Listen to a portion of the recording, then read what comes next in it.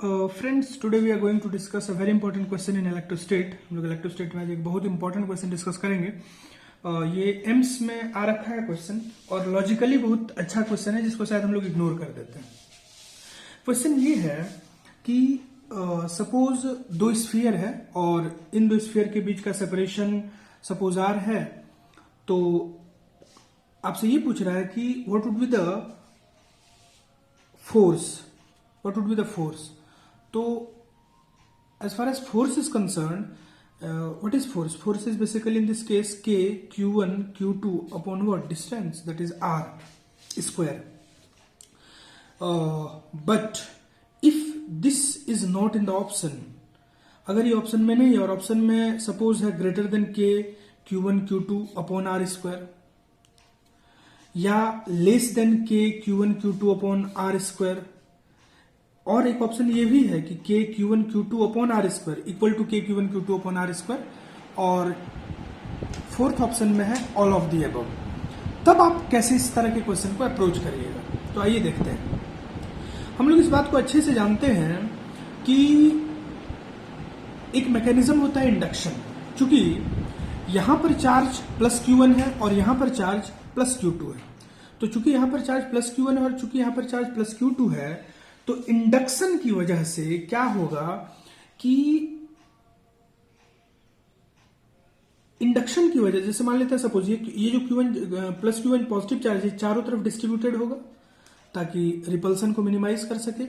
यहां भी क्या होगा, कंप्लीटली डिस्ट्रीब्यूटेड होगा।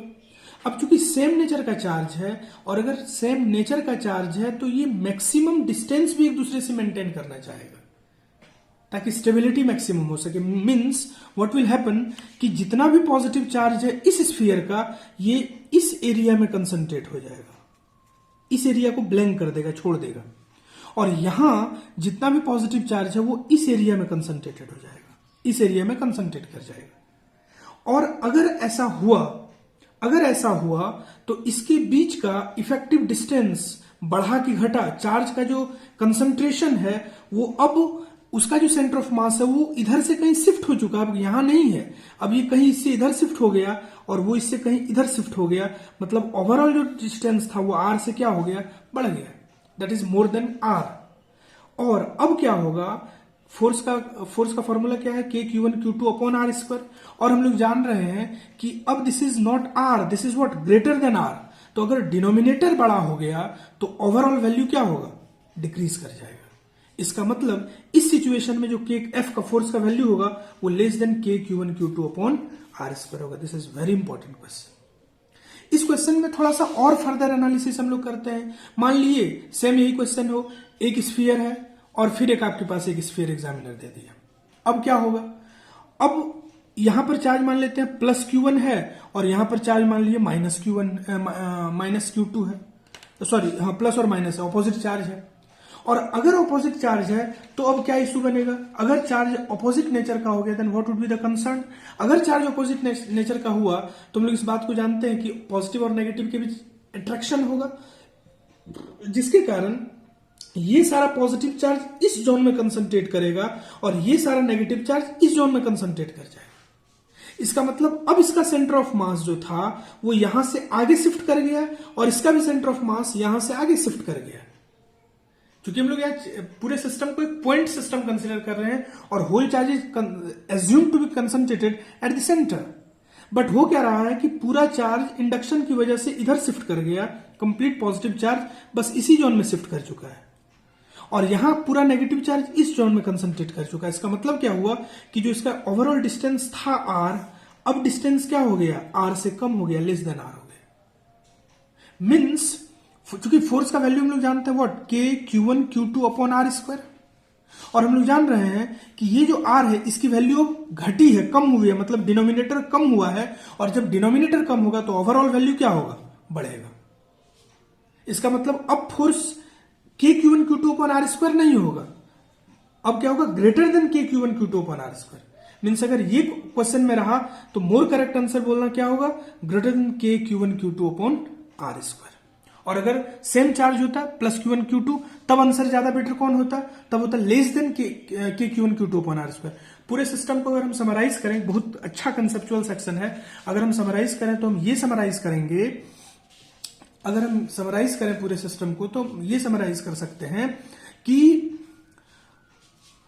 नॉर्मली जब हम लोग इंडक्शन को नहीं कंसिडर करते हैं और ऑप्शन में जैसे मान लेते हैं सपोज इस पर चार्ज आपका प्लस Q1 है और इस पर चार्ज प्लस Q2 है, तो हम लोग और डिस्टेंस सपोज मान लीजिए x है, तो हम लोग सीधे फोर्स को क्या बोलते हैं? K Q1 Q2 upon what? x का स्क्वायर। लेकिन और प्रिसाइज अगर हो जाए और लॉजिकली अगर कुछ चीजों को सोचें तो हम लोग कैसे सोचेंगे कि अगर इंडक्शन को कंसिडर कर लिया जाए तो क्या होगा? सारा का सारा चार्ज इस जो, चूंकि हम एक्चुअली में सिमिलर चार्ज है और सिमिलर चार्ज है तो रिपल्सन को ये क्या करना चाहेगा? मिनिमाइज करना चाहेगा। और जब रिपल्सन को मिनिमाइज करना चाहेगा तो चूंकि चार्ज एक्चुअली में जो प्लस Q1 चार्ज है क्या है? पूरे तरह स्फीयर में क्या है? डिस्ट्रीब्यूटेड है। ये भी चार्ज पूरी तरह स्फीयर में क्या है? डिस्ट्रीब्यूटेड है। अब क्या होगा? ये चार्ज पूरी तरह सिर्फ इस जोन में शिफ्ट कर जाएगा और ये भी चार्ज पूरी तरह सिर्फ इस जोन में शिफ्ट कर जाएगा ताकि डिस्टेंस को क्या किया जा सके? मैक्सिमाइज किया जा सके।